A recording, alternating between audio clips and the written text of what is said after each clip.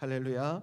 네, 먼저 시간에도 하나님을 예배한 우리 성도들에게 오늘 여호사밧과 남유다 백성들이 경험했던 하나님의 은혜가 꼭 함께할 수 있기를 주의 이름으로 축원합니다. 우리 주위 분들 보면서 잠시 인사하고 하나님의 말씀 나누겠습니다. 주님의 이름으로 사랑하고 축복합니다. 은혜 받는 시간 되십시오. 우리 인사 한번 하겠습니다. 주님의 이름으로 사랑하고 축복합니다. 은혜 받는 시간 되십시오. 주님의 이름으로 사랑하고 축복합니다.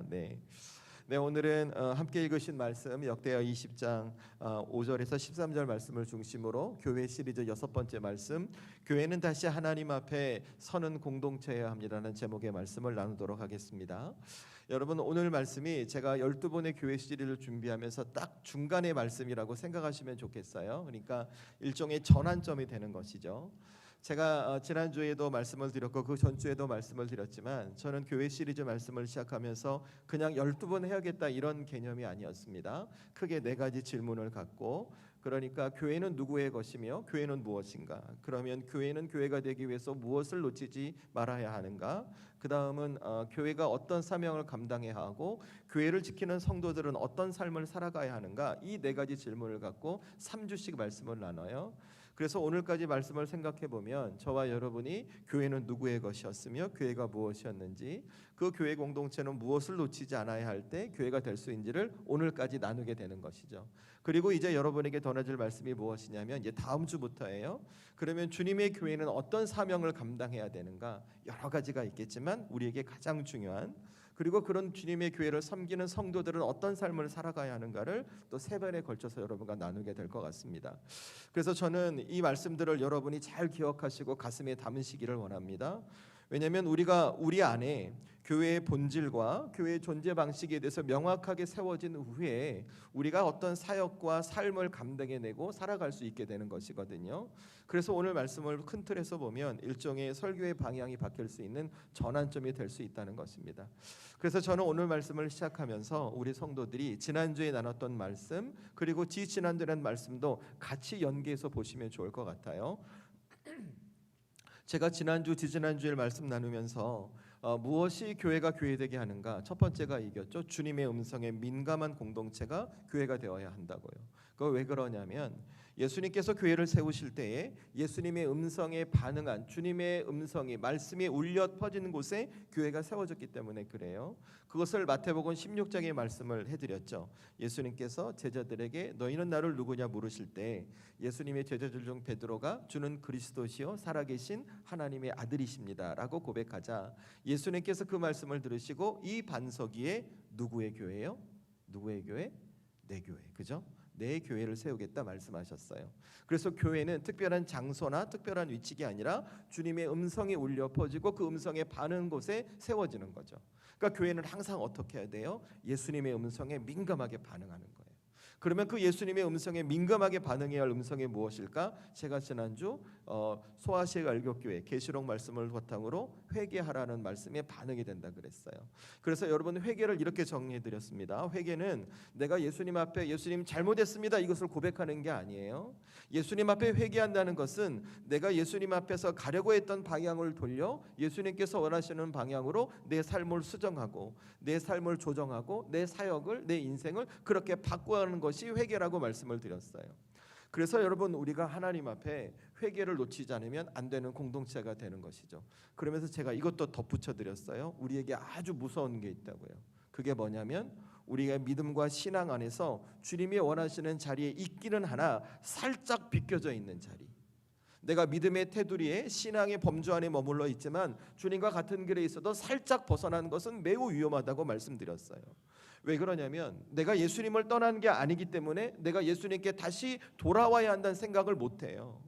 내가 신앙을 버린 게 아니기 때문에 내가 주님 앞에 다시 회개하고 내 인생의 방향을 수정해야 한다는 자각을 못하기 때문에 그래요. 그러니까 항상 우리는 어떻게 해야 돼요? 조금만 벗어나도, 좀 틀어져도 다시 돌이켜 주님과 방향을 맞추는, 그렇게 믿음의 지혜가 회개해야 된다. 그 회개를 교회는 멈추지 말아야 한다 말씀을 드렸어요. 여러분, 오늘 말씀도 그 맥락과 연결해서 좀 보시면 좋을 것 같아요.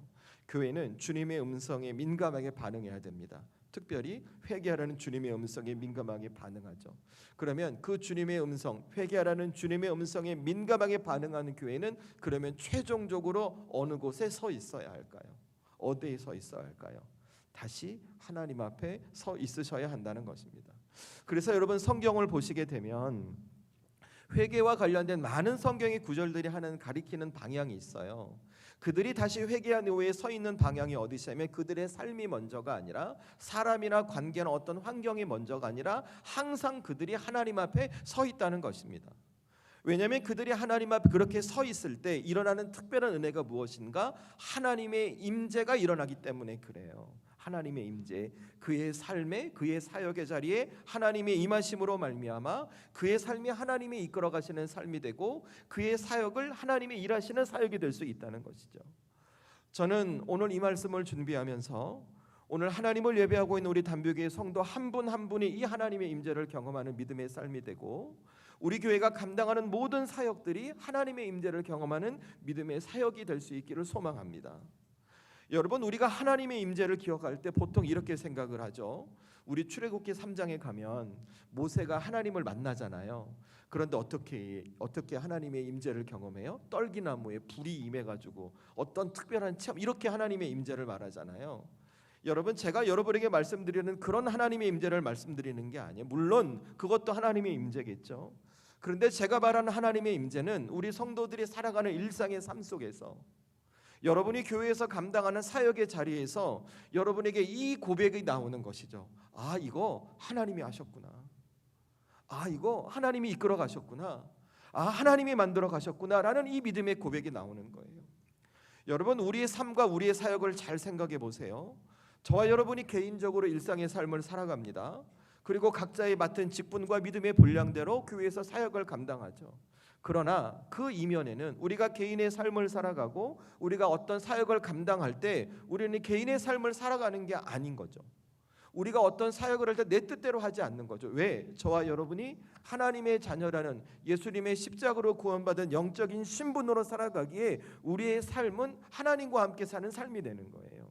하나님이 정해주신 믿음의 사역을 감당하는 거죠. 그래서 그런 우리에게 꼭 있어야 할 것이 무엇이냐면 하나님의 임재인 거예요.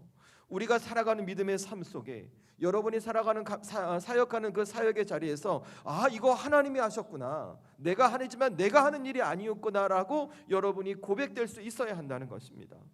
그런데 여러분, 만약 생각해 보세요. 여러분이 살아가는 삶 속에서 그리고 교회에서 여러 가지 다양한 사역 속에서 이거 하나님이 하셨네라는 고백이 우리에게 그런 하나님의 임재가 없어진다면, 우리에게 주어지지 않는다면 여러분, 우리의 삶, 우리 교회 사역 어떻게 될까요? 어떻게 될 것 같으세요? 저는 이렇게 말씀드리고 싶어요. 세상과 다를 바가 없는 거예요. 우리의 개인의 삶 속에 기독교 신앙을 하는 신앙의 틀은 갖고 있겠죠. 교회라고 하는 형태를 갖고 있고 형식과 모양은 갖고 있을 거예요. 그런데 개인이 살아가는 삶은 하나님의 방법이 아닌 거예요. 교회가 감당하는 사역들은 하나님의 원리가 아닌 거예요. 여러분, 솔직히 우리끼리 있으니까 한번 생각해 보세요. 요즘 시대 교회가 얼마나 많아요? 요즘 시대 성도들이 얼마나 많아요? 여러분, 요즘 시대 교회와 성도들 보면서 어떤 생각이 드세요? 여러분, 제가 지지난주 말씀 전하면서 예수님께서 에베소 교회를 향해 주셨던 책망의 말씀이 있어요. 기억하세요? 예수님께서 에베소 교회를 향해 너희가 첫사랑을 버렸기 때문에 내 촛대를 옮길 거야 말씀해 주셨어요. 왜 그러셨을까요? 여러분, 예수님은 이 땅에 빛으로 오신 주님이세요. 그러면 교회와 성도는 이 땅에 빛으로 오신 주님을 이 땅에 비추어야 할 촛대의 사명이 있는 거예요. 그런데 에베소 교회가 그 사명을 감당하지 않으니까 예수님께서 그 촛대를 옮겨버리시겠다고 말씀하시는 거예요. 제가 그 말씀 듣고 너무 두려웠다고 말씀드렸죠. 여러분, 요즘 세상과 교회를 잘 보세요. 이 땅에 빛으로 오신 예수님께서 그 예수님의 빛을 세상에 비출 수 있는 교회와 성도로 많은 분들이 존재하고 그렇게 살아가고 있는가? 여러분, 우리 솔직히 그렇다고 말 못해요. 저는 여러분, 지금 왜 그런 일이 생겨날까? 이유는 딱 한 가지인 거예요. 그들의 삶 속에, 그들의 사역 속에 하나님의 임재가 일어나지 않아요. 아, 이거 우리 하나님이 하셨구나, 나를 통해 하나님이 역사하시는구나, 우리 교회 가운데 하나님이 일하고 계시는구나를 그들이 경험하지 못하는 거예요. 그러니까 어떤 일이 생기냐면 개인의 삶이 세상 사람과 구별되지 않아요. 삶의 목표와 목적이 세상과 다르지 않은 것이죠. 교회를 이끌어가고 교회 사역을 이끌어갈 때도 어떤 일이 생기냐면 자꾸 세상의 원리와 세상의 방법으로 교회 공동체가 생기는 거예요. 교회 공동체가 이렇게 가는 거예요. 여러분, 저는 어떤 교회를 탓하고 누구를 탓하고자 말하는 의도가 아니에요. 세상에 지금 이런 교회와 성도들이 존재하고 있지만 저와 여러분만큼은, 우리 단비교회만큼은 그런 교회가 되지 않고 그런 성도가 되지 말자는 것입니다. 지금 우리의 삶의 모습이 어떠하든, 우리가 사역을 감당하고 있는 처지와 형편이 어떠하든, 우리가 살아가는 삶의 자리에서, 그리고 우리가 감당하는 사역의 자리에서 하나님의 임재를 경험하고, 내게 맡겨진 삶과 사역의 자리에서 하나님이 내 삶을 이렇게 이끌어 가시고, 하나님이 우리 교회를 이렇게 이끌어 가시는구나, 이거 하나님이 일하셨구나라고 고백할 수 있는 믿음의 공동체와 믿음의 삶이 되자는 것입니다. 여러분, 그러기 위해서 우리가 꼭 지켜야 할 신앙의 원칙이 뭘까요? 우리 삶의 처지, 우리 상황, 하나님 앞에, 예수님 앞에 그 주님의 음성에 민감하게 반응한 공동체로 우리가 다시 어디 앞에요? 하나님 앞에 서는 것입니다. 저는 우리 성도들이 그 믿음의 소원이 있으면 좋겠고, 저는 우리 사랑하는 주님의 몸된 단비교회가 그 믿음의 결단이 있기를 원하는 거예요. 매 사역 가운데 내가 어떤 삶을 살아가면서 내가 다시 하나님 앞에 서야지, 내가 다시 하나님 앞에 서서 그 하나님의 임재를 경험해야지. 저는 이 믿음의 소원이 우리 성도들과 교회에 있기를 주의 이름으로 축원합니다. 그러면 반드시 우리 하나님 여러분에게 임하실 거예요. 모세가 하나님을 만났던 것처럼 갑자기 집에 가시는데 저 산에 불을 보시는 것이 아니라, 여러분이 살아가는 일상의 삶 속에서, 여러분이 감당하는 교회 사역 가운데서 오늘도 하나님이 내 삶을 이끌어 가시고, 오늘도 하나님이 우리 교회를 책임져 가시는구나, 이거 하나님이 일하신구나 라고 고백할 수 있는 삶이 저와 여러분의 삶이 되고 우리 교회의 사역이 될 줄로 믿습니다. 저는 그래서 우리 성도들이 이 하나님의 임재를 잘 이해하시면 좋겠어요. 하나님의 임재는 어떤 내 느낌이 아니에요. 어떤 내 체험으로만 끝나는 것이 아닙니다. 하나님의 임재는 내 힘으로 도저히 감당할 수 없는 자리에서 하나님이 나를 붙드시는 흔적이에요. 하나님이 나를 붙드시는 거예요. 그래서 여러분, 하나님의 임재를 경험하잖아요. 내가 갈 수 없는 길에서 내가 가게 됩니다. 내가 할 수 없는 일을 앞두고 멈춰야 되지만 멈추지 않고 주저하지 않고 그 일을 감당하게 되는 거예요. 그러니까 이 고백이 나오는 거죠. 이거 하나님이 하셨구나, 이거 하나님이 하시는구나, 하나님이 만들어 가시는구나. 저는 그래서 우리 성도들이 이거 꼭 기억하세요. 하나님은 내가 할 수 없는, 도저히 감당할 수 없는 이 자리에서도 감당할 수 있도록 나를 붙드시는 것이구나. 여러분, 오늘 성경이 그 이야기를 해주고 있어요. 여러분, 저와 여러분 오늘 역대하 말씀 읽으셨잖아요. 제가 이 말씀의 배경을 간략하게 설명드리면, 여러분, 오늘 말씀은 이스라엘이 남과 북으로 갈라진 이후에 남유다의 네 번째 왕이었던 여호사밧의 이야기예요. 이 여호사밧이 왕이 되었을 때 이는 신실한 왕이었거든요. 그런데 어떤 문제가 생겼냐면, 오늘 말씀은 아니지만 1절 보시겠어요? 역대하 20장 1절 말씀 보세요. 제가 읽겠습니다. 그 후에 모압 자손과 암몬 자손들이 마온 사람들과 함께 와서 여호사밧을 치고자 한지라. 아멘. 지금 이 여호사밧이 다스리고 있는 남유다 지역을 둘러싸고 있는 이방의 민족들이 연합해서 전쟁을 일으키고 남유다를 공격하는 거예요. 그러니까 여러분, 어떻게 이해하시면 좋냐 하면, 우리나라가 이렇게 있잖아요. 우리나라가 있는데 옆에 있던 일본이, 북한이, 중국이 서로 짬짬이 해가지고 우리나라를 공격하려고 하는 거예요. 여러분, 우리나라 그거 감당할 수 있겠어요? 그걸 떠나서 여러분, 그냥 영화 속의 한 장면으로 전쟁 생각해 보세요. 얼마나 고통과 얼마나 아픔들이 많이 있을 수. 지금 남유다가 그런 상황인 거예요. 그런데 더 큰 문제는 이 남유다가 이 전쟁을 감당해낼 힘이 없는 거예요. 그러니까 세상의 논리로 보잖아요. 그러면 오늘 남유다는 망해야 돼요. 이미 게임이 끝난 거예요. 이거는 시작하자마자 불을 보나듯 뻔하게 실패, 이렇게 되는 거예요. 그런데 오늘 남유다의 왕이었던 여호사밧이, 남유다의 백성들이 어떻게 하는가? 그들의 선택이 다시 하나님 앞에 서는 거예요. 다시 하나님 앞에 서는 거예요. 그러자 어떤 일이 일어나는가? 하나님의 임재가 일어나요. 그리고 결론이 뭔 줄 아세요? 여러분, 오늘 말씀 15절 말씀 보세요. 오늘 말씀은 아니에요. 제가 오늘 말씀 읽겠습니다. 15절 말씀 눈으로 따라오세요. 아하시엘이 이르되 온 유다와 예루살렘 주민과 여호사밧 왕이여 들을지어다. 여호와께서 이같이 너희에게 말씀하시기를 너희는 이 큰 무리로 말미암아 두려워하거나 놀라지 말라. 이 전쟁은 너희에게 속한 것이 아니요 하나님께 속한 것이니라. 아멘. 여러분, 전쟁에서 승리해요. 실패할 수밖에 없는 상황에서 실패하지 않아요. 무너질 수밖에 없는 상황에서 무너지지 않아요. 망해야 하는 상황에서 망하지 않는 거예요.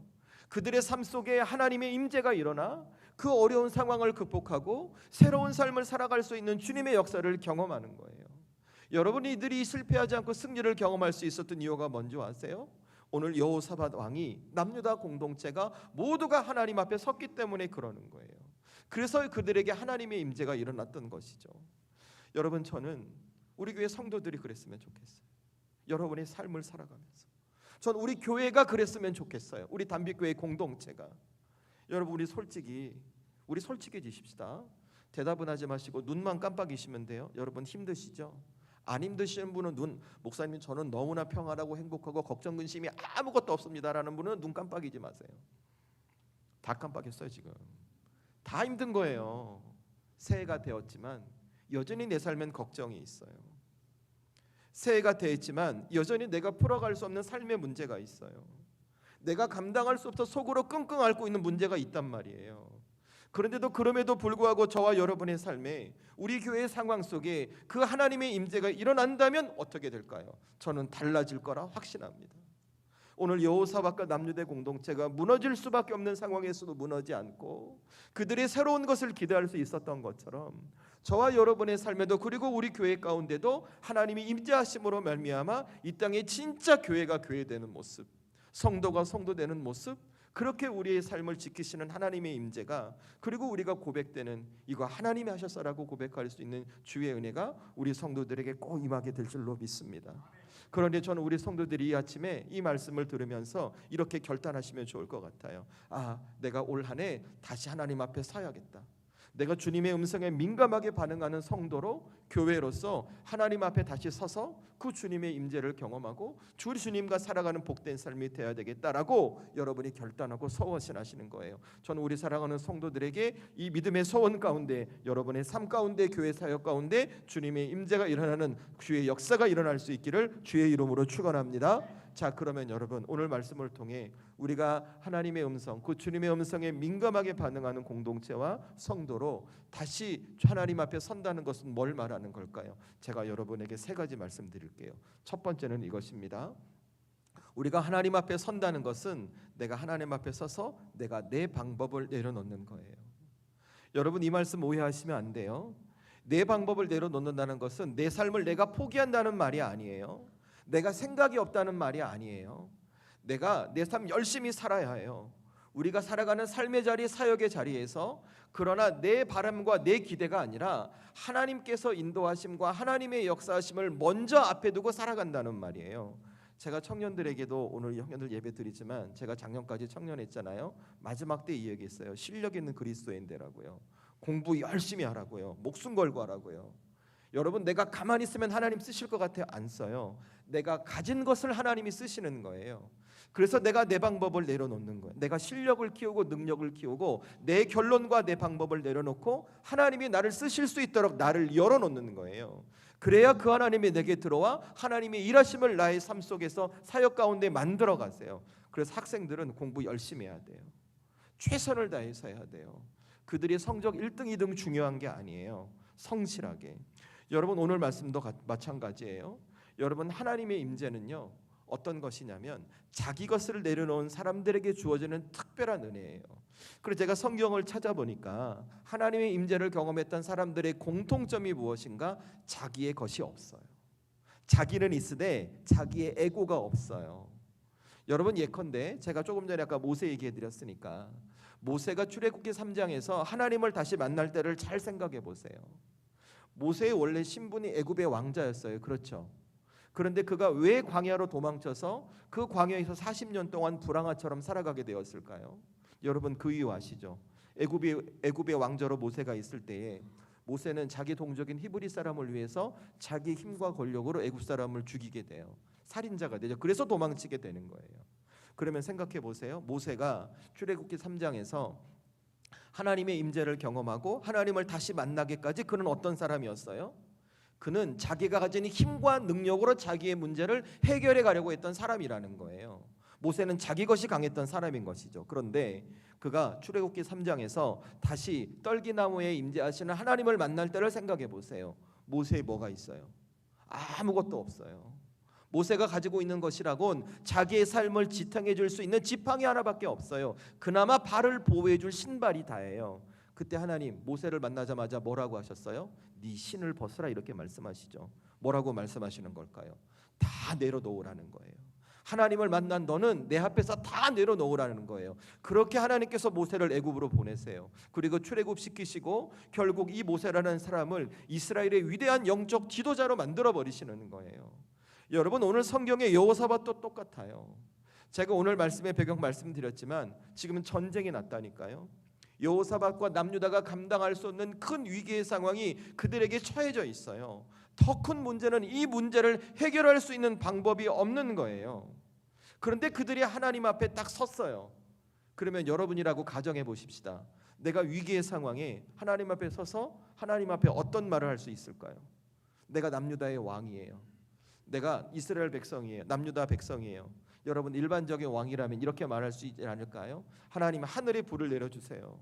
엘리야가 하나님의 불을 놓고 아합 왕에 승리했던 것처럼 제게도 그런 은혜를 주세요라고 말할 수 있지 않을까요? 아니면 하나님 제게 입술을 좀 주세요. 제가 이들과 잘 설득해서 입술에 지혜를 주세요. 그 지혜를 갖고 이들을 설득해서 관계를 잘 풀어가겠습니다라고 말할 수 있지 않을까요? 왜냐하면 여러분 생각해 보세요. 전쟁 중이니까 어쨌든 뭐 아니면 도잖아요. 승리 아니면 패배예요. 승리로 갈 수 있도록 그 이후에도 이 남유다가 잘 지켜갈 수 있도록 만들어야 가잖아요. 일반적인 왕이라면 그랬을 거예요. 그런데 여러분 오늘 성경 잘 보세요. 하나님 앞에 어떤 요구도 여호사밧이 하지 않아요. 하나님 앞에 서 있는 여호사밧이 어떤 것도 하나님 앞에 요구하지 않고 기대하지 않아요. 자, 어디 말씀 보시는가? 오늘 말씀 12절 보세요. 저와 여러분이 함께 한 번 더 읽도록 하겠습니다. 함께 읽습니다. 시작. 우리 하나님이여 그들을 징벌하지 아니하시나이까? 우리를 치러오는 이 큰 무리를 우리가 대적할 능력이 없고 어떻게 할 줄도 알지 못하옵고 오직 주만 바라보나이다 하고 아멘. 하나님 앞에 선 여호사밧이 뭐라고 얘기하냐면 하나님 우리는 이 사람들을 대적할 능력이 없습니다. 내가 할 줄도 모르고 저는 그저 하나님만 바라볼 뿐입니다 라고 고백해요. 여러분 인간적인 기준으로 여호사밧의 고백 잘 보세요. 리더로 합당해요? 결단도 없어요. 의지도 없어요. 계획도 없어요. 소망도 없어요. 그런데 뭐만 있어요? 하나님만 바라보는 태도만 있어요. 그 앞에 자기 것을 내세우지 않아요. 왜일까요? 그가 하나님 앞에 서 있기 때문이죠. 여러분 오늘 여호사밧이 하나님 앞에 서 있었던 것은 그가 생각이 없어서 그냥 서 있던 것이 아닙니다. 여호사밧이 하나님 앞에 서 있던 것은 자기의 할 말과 자기의 결론을 멈췄던 거예요. 하나님께서 이제 여호사밧에게 들어오시고 이스라엘 남유다 공동체 안에 들어오셔서 다시 이 문제를 해결해 가실 수 있도록 자기를 비워드리는 모습이 오늘 하나님 앞에 서 있는 모습이었다는 거예요.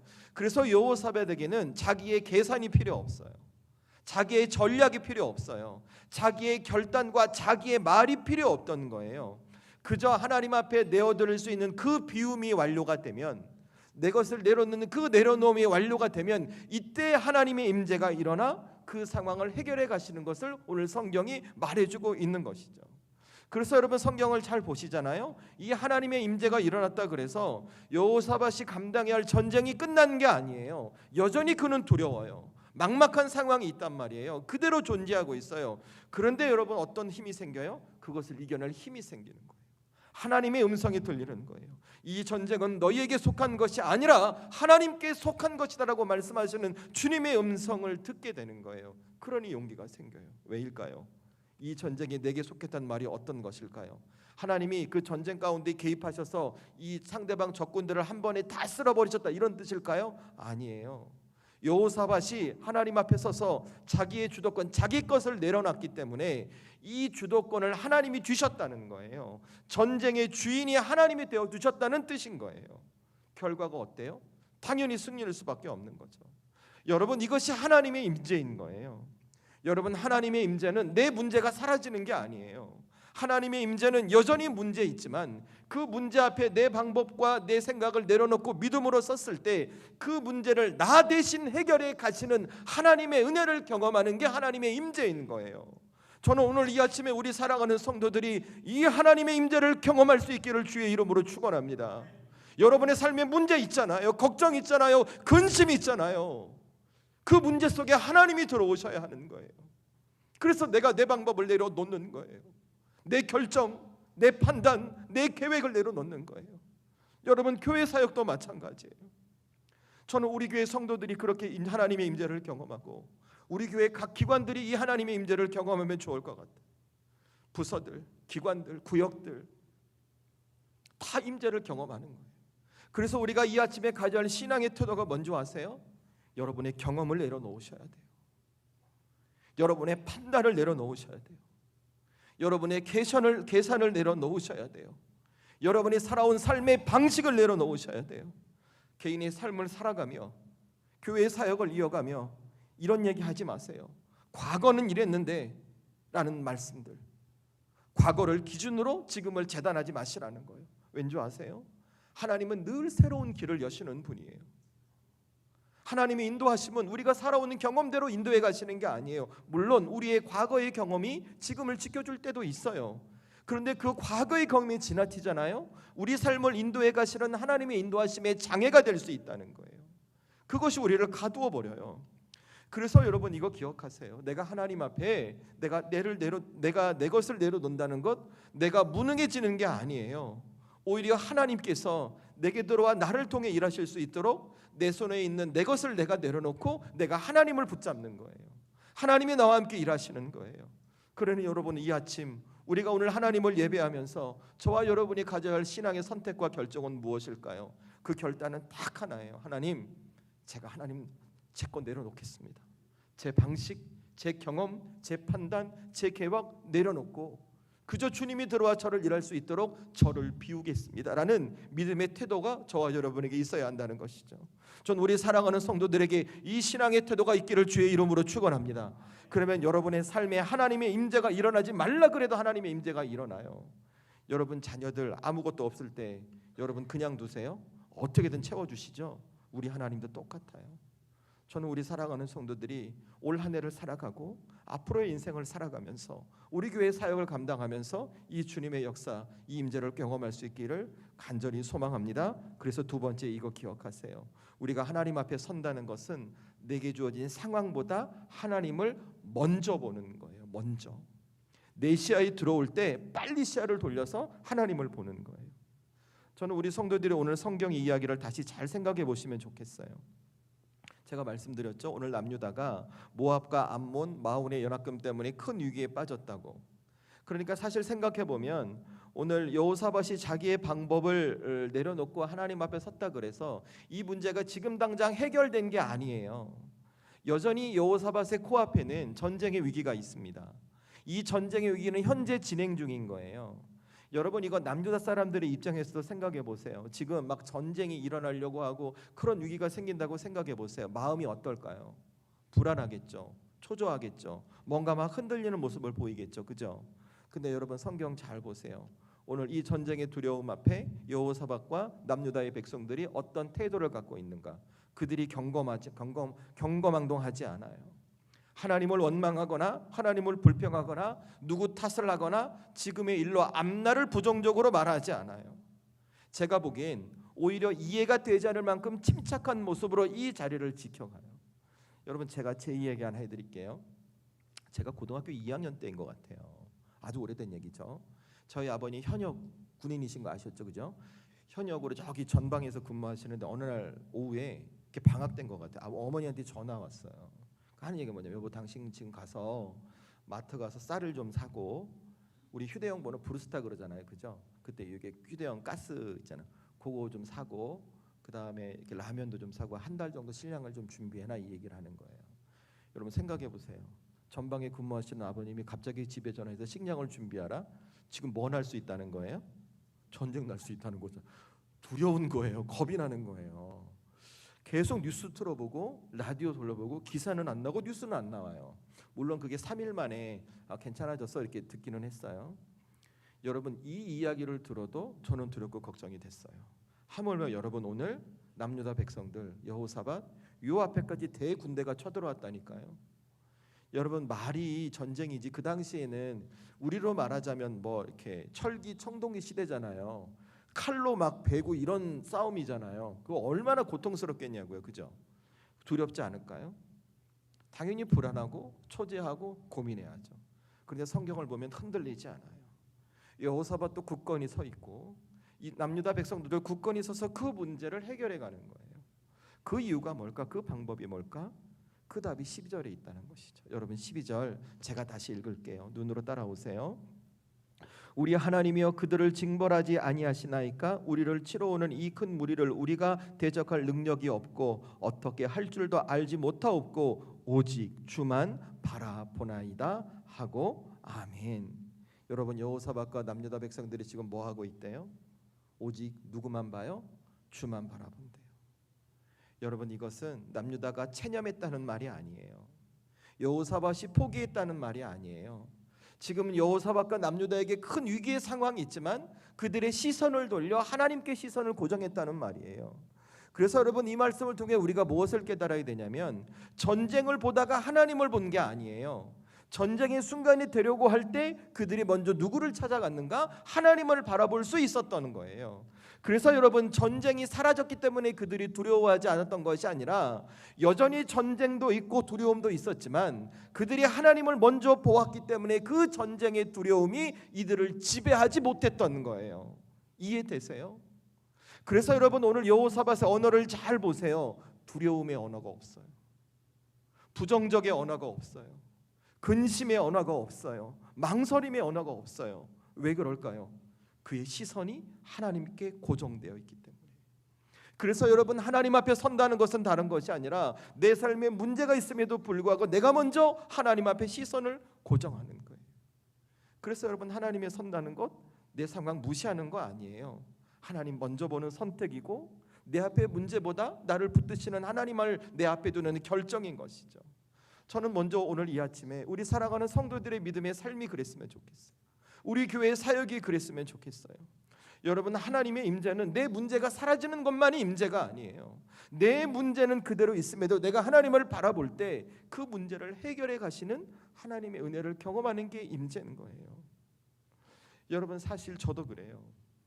교회 사역을 이끌어 가다 보면 저도 어느 순간 생각보다 많은 문제들이 저를 누를 때가 많아요.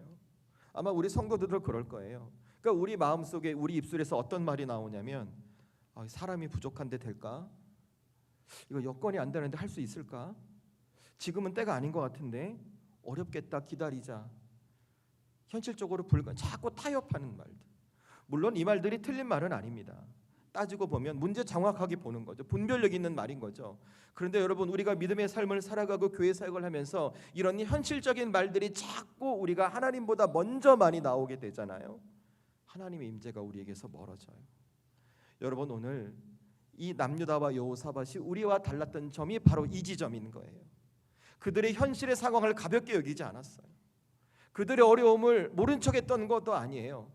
중요한 것은 그들이 다시 하나님을 바라봄으로 말미암아 그 어려운 상황이 그들에게 있어야 할 하나님의 자리를 대신하지 못하게 했다는 거죠. 이것은 저와 여러분도 마찬가지일 거예요. 그러니 여러분 어떻게 하시는가?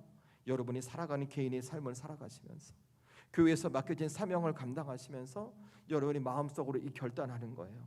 내가 감당을 사역할 때 환경보다 하나님 먼저 보겠다고. 내가 기관을 감당하고 이끌어가면서 내가 계산보다 하나님 먼저 보겠다고. 내 삶을 살아가면서 내 판단보다 하나님 먼저 보겠다고 여러분이 선택하고 결정하시는 거예요. 그럴 때 저는 우리 성도들의 삶에 우리 교회의 사역 가운데 하나님의 임재가 임함으로 말미암아 그 환경과 상황과 문제를 떼없는 주님의 역사가 여러분에게 꼭 경험될 줄로 믿습니다. 이 주님의 은혜가 우리 성도들에게 있기를 주의 이름으로 축원합니다. 그래서 마지막 세 번째 이거 기억하세요. 하나님 앞에 선다는 것은 나 혼자 서는 게 아니에요. 함께 서는 거예요. 여러분 개인적으로 바라는 우리 교회 공동체가 이랬으면 좋겠어요. 제가 오늘 말씀 준비하면서 이것이 우리가 추구해야 할 가치구나를 깨달았던 것이 무엇이냐면 오늘 13절 말씀 함께 읽도록 하겠습니다. 시작. 유다 모든 사람들이 그들의 아내와 자녀와 어린이와 더불어 여호와 앞에 섰더라. 아멘. 여러분 이것이 오늘 남유다 공동체가 여호사밧이 하나님의 임재를 경험했던 결정적인 이유인 거예요. 여러분 성경 보면 유다 모든 사람들이 하나님 앞에 섰죠. 그죠? 전쟁이 있었지만 누군가는 도망치고 누군가는 남아서 하나님 앞에 서는 게 아니에요. 강한 사람만 서는 게 아니에요. 모두가 하나님 앞에 섰다는 거예요. 아내와 자녀, 어린아이, 심지어 서지 못하는 사람들까지 모두가 함께 하나님 앞에 섰는 거예요. 여러분, 이들이 하나님 앞에 서서 어떤 마음으로 서 있었을까요? 곰곰이 묵상해 보니까 이런 것 같아요. 하나님, 우리 이 싸움에서 도망치지 않겠습니다. 이렇게 어렵고 힘들고 감당할 수 없지만 하나님의 사람으로 끝까지 이 자리를 버텨내고 지키겠습니다라는 믿음의 고백 아닐까요? 저는 그런 것 같아요. 그러니까 하나님 뭐라고 말씀하시는가? 임하셔서 전쟁은 내게 속겠다라고 말씀하시며 승리로 이 전쟁을 마무리해 주십니다. 여러분, 하나님의 임재는 강한 사람들이 설 때 임하는 게 아니에요. 서지 못했던 사람들, 나약한 사람들, 혼자 울고 있던 사람들, 그들이 모두 함께 손잡고 하나님 앞에 섰을 때 그 자리에서 하나님의 임재가 일어나는 것이죠. 저는 우리 단비교회가 이런 공동체가 되기를 원합니다. 우리 교회는 잘 서 있는 사람들만 모이는 교회가 아니라 지금은 서기 힘든 사람들까지 그들이 왔을 때 함께 세워지는 그 믿음의 공동체가 우리 교회가 되기를 원합니다. 지금 돌이켜보시면 여러분의 구역 안에서, 여러분의 기관 안에서, 여러분의 부서 안에서, 혹은 가정에서 여러분의 자녀들 가운데, 교회에 막발을 들인 새가족 가운데 아직 등록은 하지 않았더라도 우리와 함께 예배하고 하나님의 은혜를 구하는 지금 내 옆에 있는 누군가가, 혹 그들이 하나님 앞에 서기 버거운 분들이 있다면 우리가 먼저 손을 내미는 거죠. 그들을 축복하고 그들을 환영하고 그들이 다시 설 수 있도록 기도하겠다는 그 믿음의 모습을 저와 여러분이 보여주는 것이죠. 그럴 때 저는 우리가 그렇게 내미는 손 내미는 작은 손 내밈이, 그리고 전하는 안부 한마디, 기도하겠다는 그 약속 한마디가 누군가를 다시 하나님 앞에 세우고 그의 삶도 하나님의 임재를 경험하게 할 뿐만이 아니라 나도, 우리 공동체도 하나님의 임재를 경험하게 하는 축복의 통로가 될 거라 확신합니다. 저는 그래서 우리 사랑하는 단비교회가, 우리 사랑하는 성도들이 혼자만 서는 것이 아니라 우리 모두 함께 서는 믿음의 공동체가 될 수 있기를 주의 이름으로 축원합니다. 그러니 저는 여러분 꼭 바라길, 주님의 주인 되신 우리 단비교회를 이제 저와 여러분이 정말 혼자 서 있는 교회가 아니라 서로를 세워주는 교회, 잘 서는 사람만이 아니라 서지 못하는 사람들로 세워주는 교회, 그래서 이 시대, 이 어두운 시대에 정말 하나님 앞에 다시 서는 교회로 만들어 가시면 좋겠어요. 여러분, 우리 그렇게 만들어 가십시다. 어렵지만, 힘들고 때로는 불편하고 내가 이렇게 해야까지 해달라는 마음이 들 수도 있겠지만, 우리가 교회를 그렇게 지켜가고 우리의 삶을 그렇게 지켜갈 때 저는 우리 하나님께서 우리의 삶에 임해 주시고 우리 교회 사역 가운데 꼭 임해 주실 거라고 확신합니다. 그리고 오늘 여호사밧과 남유다가 감당할 수 없는 상황에서도 그것을 감당해내고 주저앉을 수 있는 상황에서도 주저하지 않고 승리를 경험했다는 것처럼 저와 여러분의 인생을, 그리고 우리 교회를 그렇게 만들어 가실 걸로 확신합니다. 저는 이 주님의 임재가 올 한 해, 아니 이 교회가 이 땅에 존재하는 순간, 그리고 저와 여러분이 주님 나라 그날까지 이 하나님의 임재를 경험하는 우리 교회와 우리 성도들, 그래서 주님 앞에 다시 서는 것을 놓치지 않는 우리 교회가 될 수 있기를 주의 이름으로 축원합니다. 우리 이 시간에 잠시 기도하십시다. 주신 말씀을 기억하며, 하나님, 우리 교회 다시 주님 앞에 서겠습니다. 하나님, 저도 다시 주님 앞에 서겠습니다. 제 삶에 들어와 말씀해 주시고 우리 교회에 들어와 말씀해 주셔서 이거 하나님 때문에 한 거구나, 이거 하나님 때문에 만들어 주셨구나, 이거 하나님께서 역사하시는구나라고 고백하는 우리 교회가 되게 하시고 우리 성도들이 되게 해달라고 우리 시간 기도하십시다. 오늘은 찬양하지 않고 주신 말씀을 기억하며 우리 사모하는 마음으로 하나님 앞에 함께 통성으로 기도하겠습니다.